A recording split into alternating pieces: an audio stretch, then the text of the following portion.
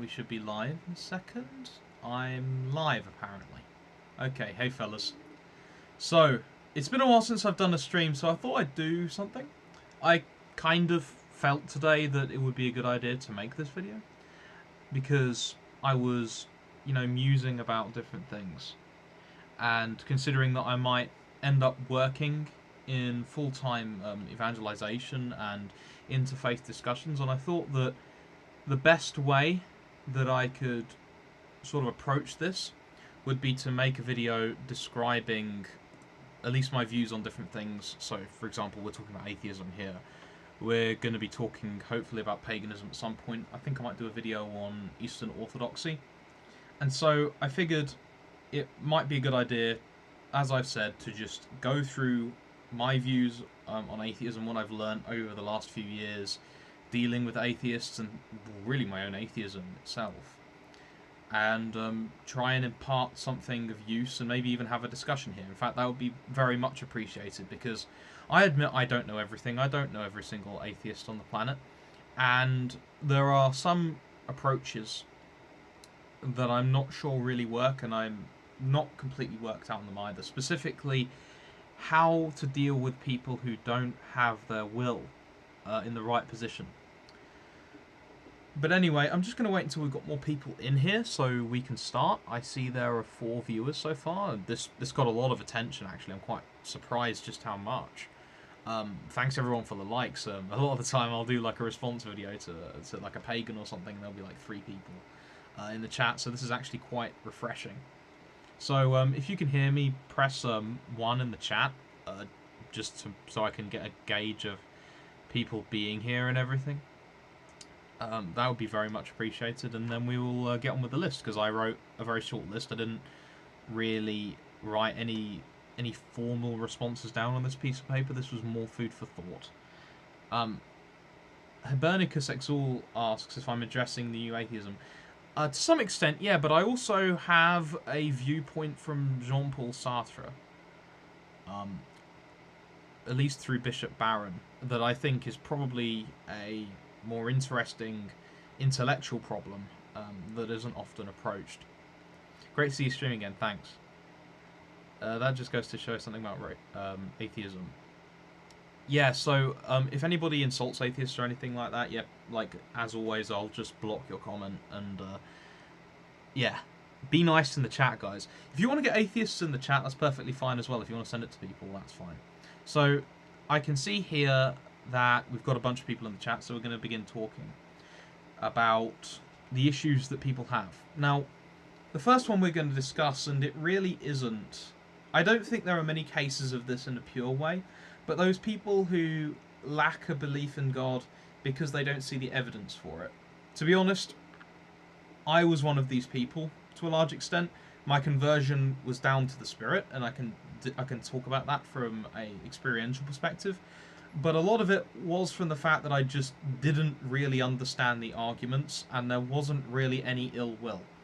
I don't think this is the case with most people, to be honest with you. And maybe that's a little bit harsh. What I mean to say is, there wasn't much in the way of impediment to my conversion by virtue of anything besides the fact that I didn't understand why God existed. And in this case, it's fairly straightforward. You as you should, learn the arguments for the existence of God and then articulate them in a way that's accurate. Now, a lot of people don't really understand the arguments. For example, Richard Dawkins, in his book on the God Delusion, he will talk about not the ontological argument, the cosmological argument. So the idea that everything has... He'll say something like, everything has a cause, or something like that. But he will then point to William of Ockham, who says that causality is infinite, like you can have an infinite causal chain. But the mistake that Dawkins is making is that there's a distinction between an essential causal chain, which is what is described in cosmological arguments, and there's an accidental chain, which is something different. So, I'll just, for the sake of argument, even though this is just a quick stream, I'll explain the difference now. So an accidental chain is when you have father and son. So I'm not dependent on my father's existence currently to continue existing, right? So that can theoretically be theoretically be infinite. And even somebody like St. Thomas Aquinas, who has a cosmological argument, will hold he himself holds this position. But then there's an essentially ordered chain where you have, for example, your hand, right? My hand. And you have the knuckles on my hand, and then these are composed of bone and of tissue and things like this, and then this goes all the way down. But this can't go on infinitely because there has to be a something that constitutes that, right? So this is a problem that obviously Richard Dawkins has had. I have no doubt that there are other people who have intellectual issues on the basis of misunderstandings like this. With people of this type who have no other impediment beyond I don't understand why, which I think is a very, very rare case, in that case, just state the argument. Just make it clear what they're having issues with. So, for example, you might have somebody who doesn't understand why God has to be personal, and how I'd do that is I'd articulate how the mind of a human person is fundamentally has a non-physical attribute. I'd point them to a paper like Immaterial Aspects of Thought by, I think it's not James Rolfe. I've forgotten the name of the guy who wrote it. Where he talks about the difference between the physical objects. I'll do what I did in another stream, actually. Let's say we have a book, or an icon, right? We have Saint Nicholas the Wonder Worker here, right? Now, the characters on this don't actually have any value in themselves as the words that are written, right? They're just paint on, or in this case, probably a print on a piece of what seems to be either wood or MDF. They don't have any intrinsic value. Saint can mean anything, right? You could have a language where saint meant apple. And I hit the light as I was grabbing that and putting it back. But So in other words, what this means, and this can be applied of all physical reality, exterior to the mind, or in fact all physical reality generally, that it's ambiguous in its meaning. But the thing is that our minds, we aren't ambiguous when we think. The mere fact that we can have a single thought that is completely unambiguous would be sufficient to show that our mind is not physical, because if all physicality is ambiguous and our thoughts aren't ambiguous in any way or any sense, then that means there must be an immaterial aspect of the thought. And then from there you can trace that back to God's simplicity, which is non-physical, blah blah blah, right? So with people like this, it's sufficient really to state and explain the arguments. So that's the intellective perspective, which is going to be useful for almost every kind of atheist, or really anybody. Really, this would be the same for the Eastern Orthodox, this would be the same for Protestants, this would be the same for modern pagans, you know. A lot of the time there'll be an intellective error. It often won't be purely will, and so having the knowledge there to explain it will really help. However, it's often the case that it really isn't just that, it's often will. So if you recall the New Atheists, a lot of them were reacting not so much against Catholicism, although there were the attacks on St. Mother Teresa by Christopher Hitchens and people like that. They were reacting against Islam in the beginning, and then increasingly against what they saw as a backwards American evangelical culture, which they very much tore to shreds because it was anti-intellectual, anti-evolution, you know, things like this. So there was also a reaction to a particular kind of religiosity where these ideas sprang out of. And this is often tied up with politics. Of course, the whole thing with 9/11 and with the American evangelical right-wing complex in the 2000s was that you had leftists responding to this, and the New Atheists were a lot more leftist than the evangelicals that they were responding to. And that comes with a lot of ethical assumptions and things like that, you know. For example, sodomy being perfectly fine, and to be honest, kind of, it's almost overplayed. The idea that abortion is perfectly fine, it's just a woman's right to choose. The idea that, you know, just having sex. Sex of itself is a good thing, and there's no reason to limit it beyond consent. These things are things that have to be acknowledged as well. When you're dealing with a person, you're not dealing with a syllogism. At least most of the time. You're dealing, and even then I don't think even people who really act in this syllogistic way are just complete, like, machines. They have their previous moral presuppositions and political presuppositions. And I think, really, that at least for people outside of, well, really traditional religions, this is the biggest problem. They have a set of assumptions on political and moral matters which are incompatible with Christianity. Now, some people will try and cope and go through the scriptures and pretend as if there isn't a condemnation of, for example, masturbating, or going out and just sleeping with random women. Right? They'll pretend that these things don't exist, and they'll pretend things like how it's implicit in scripture that abortion would be murder. Like, I think these things are indisputable, and the church has ruled on them. These things are non-negotiables. But people, being clouded by the culture around them, and frankly by their own sin, they either misunderstand the reasoning, or they're so utterly overpowered by their own attachment to the sin that they don't care. I was actually reading the Gospel of Mark yesterday, and there's a case like this, where you have, this is in Mark chapter 6, for those who want to turn to it, where you have Herod taking Herodias, his brother's wife, to be, his partner, and John the Baptist coming and decrying him for this. And the scripture, at least my ESV CE, says, it's different in the Douai, by the way, it's different in the Douai and the King James. It says that Herod tolerates and quite likes the views of John the Baptist, but he's greatly perplexed at them. And in my view, what this prompted me to think about was how often we're in a case where we're sort of torn between two different things. In a different way, you can't serve God and mammon, to use a similar example. You have Herod's desire to keep a hold of Herodias on one hand, but on the other hand, he knows that what St. John the Baptist is saying is right and just and according to the law. So this is often what happens with a lot of people in today's culture. Sex warps people a lot of the time, and also their addiction to money will warp them too. This is not just a problem with the left, this is a problem with the right, and it's something that I wish people would call out a lot more. Because while the left may be pushing all manner of different things that are contrary to Christian sexual teaching, the right wing will also do similar things with hypothetical ideas of completely unrestricted capitalism. This runs directly contrary to Catholic social teaching. Things like payday loans, usury, disgusting usury.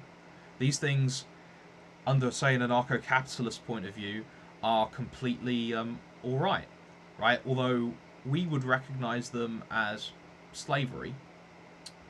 You also would have views from more authoritarian people who would deny the principle of subsidiarity, where the lowest level in a society is responsible for its own actions to the greatest extent possible, right? And this will be denied by groups like fascists, or for that matter, nationalism was often like this, the destruction of regional identity and centralization of the state, right, where you have the state doing everything, which would be more of an extreme right-wing view. All of these things feed into a person's personality as well, including atheists. It just happens that they tend to come from the left on this one. And the trouble is that I'm gonna put some thoughts in here, but to be honest, it's so utterly calcified into the minds of these people, I don't think you can do much more beyond pray. Really. That's going to be the thing that does the most, I suspect. Another approach that I've considered is trying to get them into the habit so that they're distanced away from the sins, and that, of course, requires an extended friendship, right? You can't just be going on the internet telling these people not to engage in these actions, because it doesn't work. Just telling people, oh, this is a sin, even explaining why, doesn't really work for a lot of people. I've seen cases where it has, but you can't assume that, right? Especially with something like sex, which is so bound up in the human person. I mean, St. Thomas Aquinas says that pleasure is the third greatest thing to pursue in life, right? Beyond God and virtue, I believe it is, right? Like, sex is really tied up in there. So just knowing somebody and admonishing them, well, just not knowing somebody and admonishing them through a YouTube video to say, okay, here's why we have this perverted faculty argument. This is why you can't do this or that. Or this is why you can't engage in, going down to the pub and getting trashed, right? Or, engaging in all manner of uncleanness. You can't do this. You have to make friends with them. This is the only way that I can see doing that. And then steadily, over time, chipping away at the calcification of their sin, largely through prayer, to some extent probably through talking about things, and by showing these people that you aren't actually Satan when you, for example, oppose fornication, right? Because there's also part of me that says you could do what Jesus does with the Pharisees and say, well, you're being hypocrites here, right? You claim to be charitable and such like, but you're also, through your own actions, supporting corporations which lead to a lot of suffering. You could do something like that as well. But I'm not clear as to how effective that would actually be, because Jesus is rebuking the Pharisees, and the Pharisees were already in the community. These people aren't. So, in the case of sexual teaching, of course there are intellectual errors, right? But it's also bound up so much with the will that simply correcting them and explaining to them why something should be done in a particular way isn't sufficient. In fact, it might actually just make somebody irritated. Let's see. Let's have a look at the chats. Speaking of Bishop Barron, did you see his interview with Shia LaBeouf? Yeah, I did. Will H says, how would you address the apatheist, i.e. a person who dislikes Christianity as they think it is, but knows really little about it and very little about it in reality? Well, that's the vast majority of the people, right? Almost nobody knows really anything about Christianity nowadays. It's been 2 generations. I remember reading a statistic that said, I can't remember exactly what percentage it was, but a substantial number of people can't even name the 4 Gospels, right? We're at a level where people have this idea of Christianity as being the people who once oppressed them or something, but they don't actually know what Christianity even is, let alone opening a Bible, let alone opening a catechism, right? They might have opened a Bible once, but they certainly haven't gone and read through confessional documents or things like this. They probably don't even know what that is. Like, you actually see this in a lot of the responses to Christianity, right? They assume this kind of liberal framework that just didn't really exist more than about 250 years ago. They will respond, for example, to people who will say, oh, we can just ignore parts of the Old Testament. And they'll say, oh, we'll ignore it because it's been destroyed by the New or something. Which is, of course, really silly, and there's a lot more complicated things that go on than are actually articulated. Right? So, for example, I was watching Genetically Modified Skeptic before I did this stream, and he was talking about homosexuality, and he was speaking about Leviticus and the Deuteronomical laws, not the Deuterocanonical. Yeah, I was going to say the Deuterocanonical laws. The Deuteronomical laws in relation to the inspection of a woman to check her virginity and things like this, right?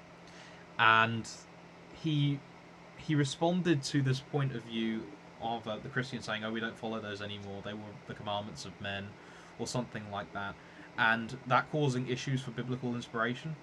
And to be honest, the only way that he could even make a response is because he lives in a culture where people are so utterly lacking in an understanding of how the Torah and the Old Testament are treated in Christianity that, the only way that he can do this is because people are ignorant.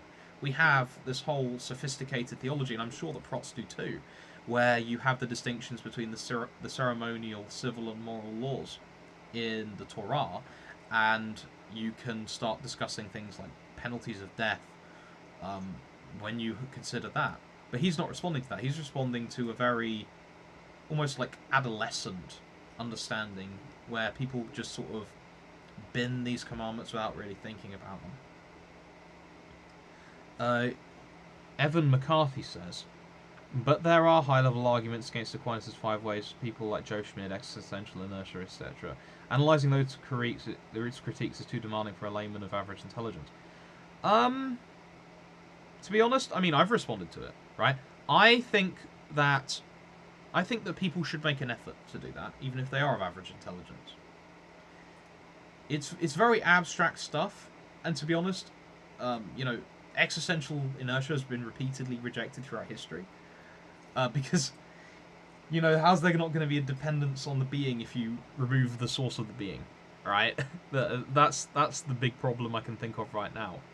But I do think that even people of average intelligence should be throwing themselves at Aquinas and at least at introductory works to Aquinas. Because, I mean, if you have people who are unintelligent going through and reading their Bibles constantly in the evangelical sphere, and that book is extremely complicated, why shouldn't you give an attempt at something about nature, about natural theology, even if it's worded in a way that's very difficult? I think that a person of average intelligence should be attempting that. I think that it would help a great deal of people if they were to do that. I think that pretending like this is like the access of only true intellectuals and stuff like that is not very helpful. Now, there is such a thing as balancing that with time, and there are certain people who will never understand, but that doesn't mean that it shouldn't be attempted. So yeah, that's my thought on that. When it comes to leftists, it's a lot of the time the new atheists are responding to a very, very contemporary mindset within Christianity, and they're largely ignorant of what Christianity even is when it comes to the traditions or when it comes to the teachings of churches. Right? You will almost always come across somebody who's ignorant. And this leads to people being drawn to the left, as I've just stated. But it also leads to people being drawn to the right. You have, within the more extreme right-wing circles, a dislike of Christianity because they view it as making people weak. But a simple history lesson could, you know, completely destroy this point of view. Right? You have soldiers who are martyred in the early church. You have people like St. Polycarp who goes calmly to his death. Right? To paraphrase St. Justin Martyr, he saw the martyrdoms of the early Christians, and because he knew Plato so well, he knew that these weren't the actions of people who were weak or vicious people, like those full of vices. And so, likewise with these sorts of people, they just need to read the lives of the saints, and they need to be sort of drawn out of that view where basically this was like a remaining paganism or something. Because you will see this even in the writings of people who were writing like over 1,000 years after the fall of I suppose the fall of pagan worship in the Roman Empire in the 6th century. It doesn't really stand up to scrutiny. I think it's a much easier thing to do when it comes to people more on the far right, disavowing them of this. When it comes to capitalism, I mean, when it comes to this kind of voracious capitalism that oppresses the worker, I think this is an attitudinal thing as well, likewise. But it's still something that needs to be dealt with, and that's going to need to be dealt with through getting the person's priorities right. And also showing them Catholic social teaching. But this, as I said, this is a certain thing that you can't really do through a YouTube channel. This isn't something you can do just through standing on a street corner and yelling at people, repent, the kingdom of God is at hand. This is something that requires a relationship of evangelization. Okay, so Evan McCarthy said... Oh wait, no, I've read that one. General Guy says, how would you respond to the objection to Christianity that free will disproves Romans 8 and 9? Well, I would respond on Romans 9 by saying that St. Paul, when he's speaking about common vessels and glorified vessels, he's speaking of those who are granted grace. Now, human beings are natural by their nature to be kind of obtuse. Our will on the natural level has the ability to do natural things. So I can lift up this earplug, right? I can act in such a way that endures pain. I can, consider and think about things, right? These are things that belong to nature. So we're perfectly free to do these things. But when it comes to salvation, when it comes to heaven, these things are supernatural. Those are things that belong to God, right? So these are things that are completely above what human nature is capable of. To obtain the kingdom of heaven is something which does not naturally belong to human beings. It is something that is granted by God because the nature of heaven is supernatural. Therefore, even if we had a free will, without God's grace, we couldn't pick it. So we still have freedom. We still have freedom to do things even without grace. It doesn't really work out very well because we're under the rule of concupiscence. That is, the effects of the original sin that Adam committed.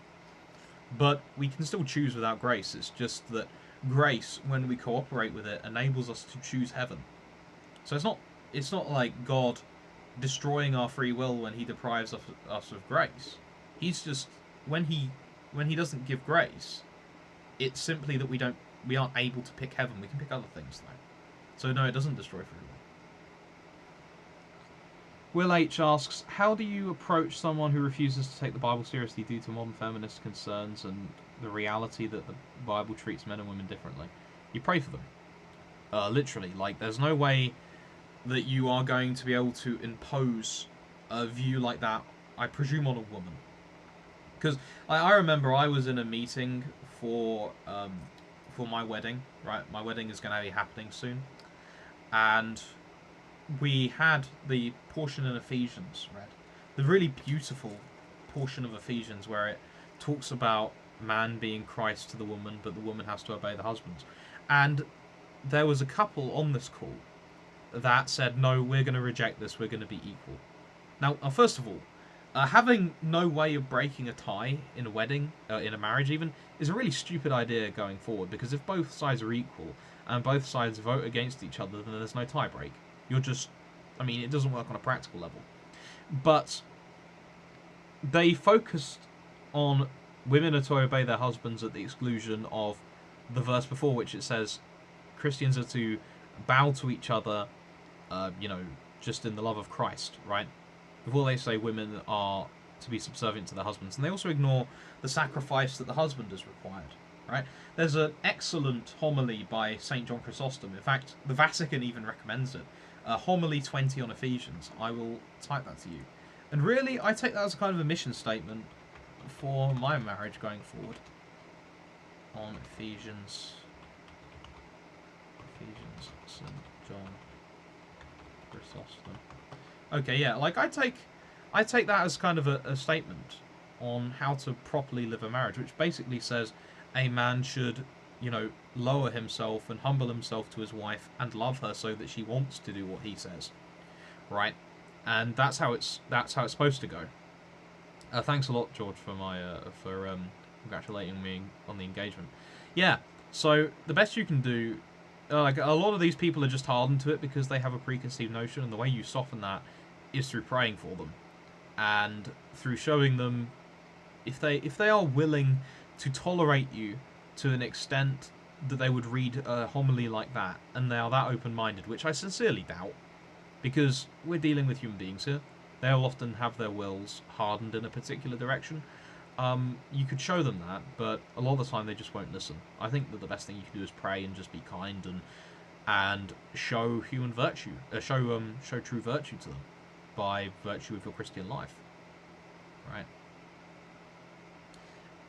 Evan McCarthy, any thoughts on Nietzsche's characterization of Christianity being based on slave morality? I basically just refuted this.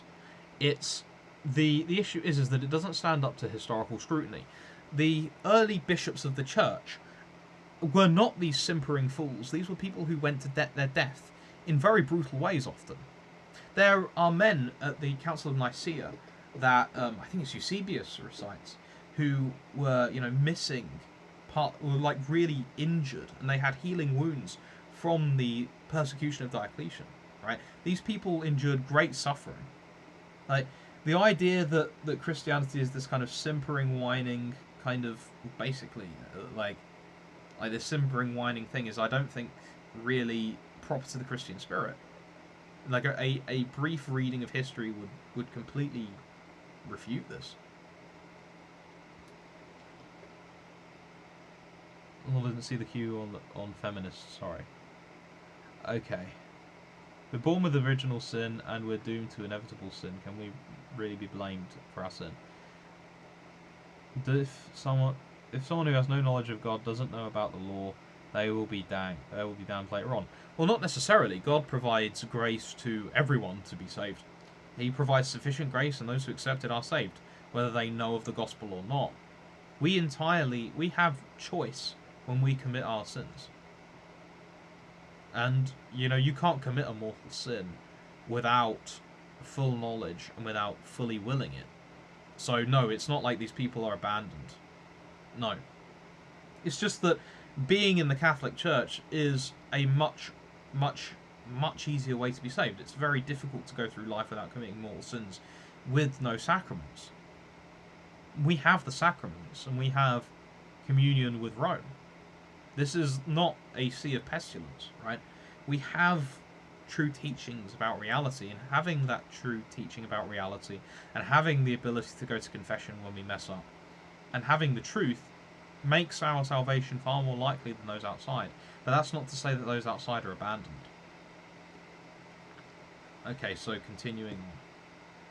So we've discussed people who lack a belief. We've discussed people who misunderstand arguments, and these can be, corrected through simply knowing the arguments and knowing your own faith through and through. Reading the Catechism, reading the Bible with commentary, reading natural theology. Like, natural and revealed theology are the things that really matter. Particularly being able to obliterate this scientism, where for some reason we need the scientific method to know if something's true, yet we can't prove any kind of scientific method, if something like that even exists, by the scientific method, right? Being able to refute these and having an intellectual knowledge of these points of view is helpful, but knowing how to operate on the human will, I'd argue, is more important. So we've discussed that. We've discussed political affiliations. A lot of this is, again, going to be working through the mind, but bearing in mind that people need a change of will, and a lot of that is going to be done indirectly through things like prayer and through living the life of a saint. Because, as the Book of Wisdom says, people are drawn to virtue by their nature. And if you are virtuous, then you're going to draw people towards the faith that you're living. And then there's the final one I particularly noted down as an especially interesting problem. And this is a quote from Jean-Paul Sartre, which comes from Bishop Barron, where he says that if God exists, I have no free will. I have free will, therefore God doesn't exist. Which is actually a very interesting problem. I don't recall if Barron went this direction with it, but I thought that I would go for it as well, because I can see a situation where you've gone, okay, I concede a classically theistic God which upholds all things, right? So he causes primarily everything that happens within the world, meaning that he acts on a primary level and then we act on a secondary level in cooperation with that. This is, as far as I understand the view of the Church and the Scriptures, God sustains and provides being to all things that occur in the world as they're happening. But we have a situation of, well, God exists and God is free and God does what he wills. But then how can we will if there's already some God above us predetermining all our actions? This is a really, really difficult problem. Now, the Church has taught that we have free will. This is de fide. We know this by faith that we have free will. But we also know by faith that God creates everything. And so there's the question of reconciling these two things, which is quite difficult, and there have been many stabs at it in the past. The Church has never really formally ruled on this as well. So there is some level of freedom to this. The only things that we can't really say is that in any respect we save ourselves. We don't even cause the dispositions that would cause us to be saved. Right? So the question remains, how does the human will operate?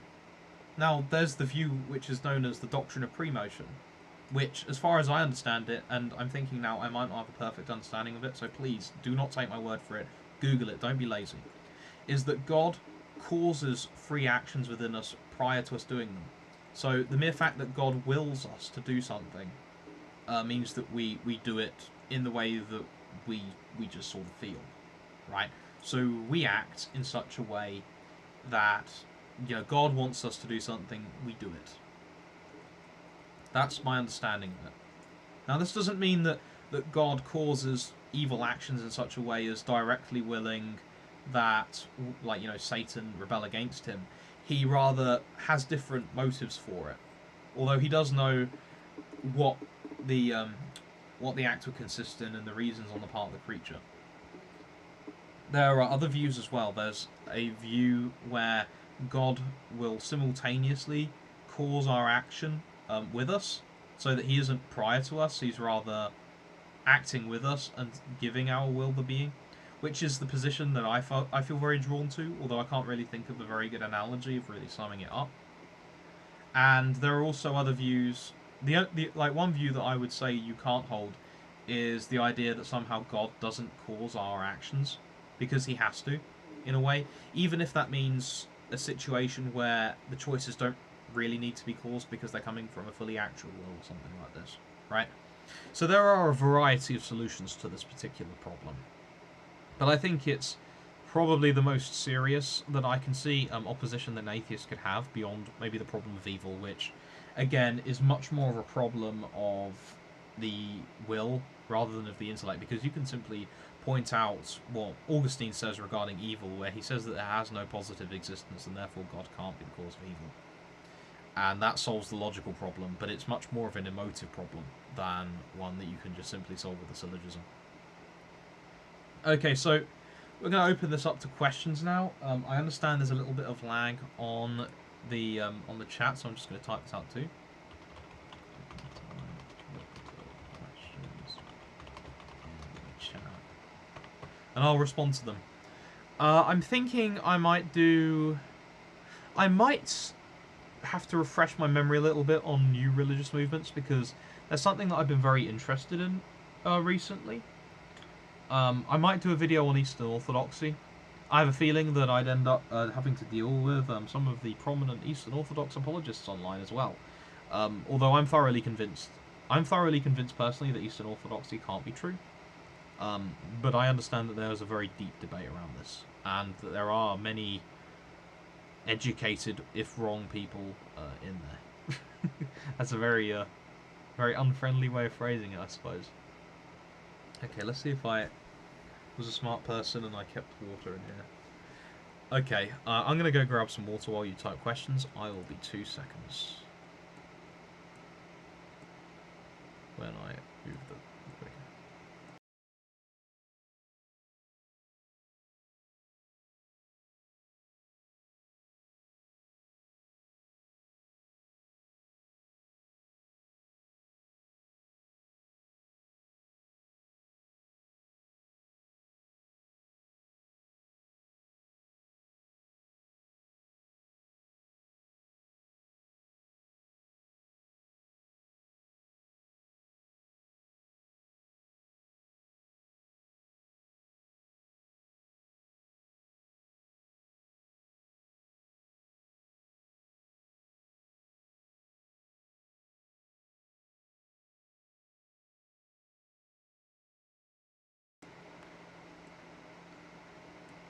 Okay, I'm back.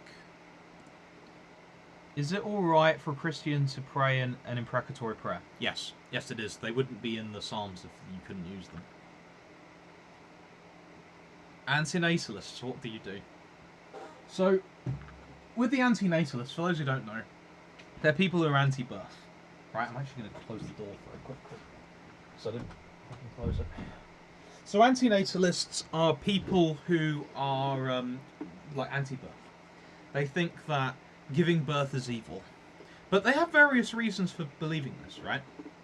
They could have a view like, well, climate change, therefore, Malthusian collapse, therefore you shouldn't have kids. In which case, I would just point out that the entire last 220 years of human history, since Malthus wrote about this collapse, has completely blown him out of the water. We've had technological development beyond our wildest dreams. Why do we assume that we somehow can't adapt to global warming? And for that reason, why would that mean that I or you shouldn't have children?